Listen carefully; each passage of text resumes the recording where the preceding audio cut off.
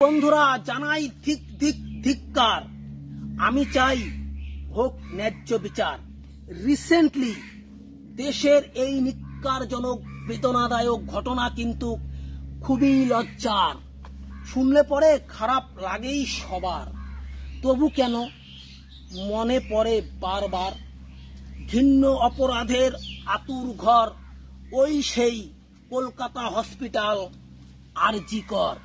তাই তো দিকে দিকে মানুষের মনে উঠেছে ঝড়।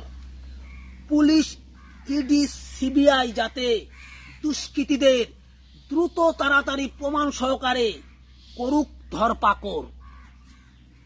ভারতের জনসাধারণের আস্থা আছে দেশের বিচার ব্যবস্থার উপর।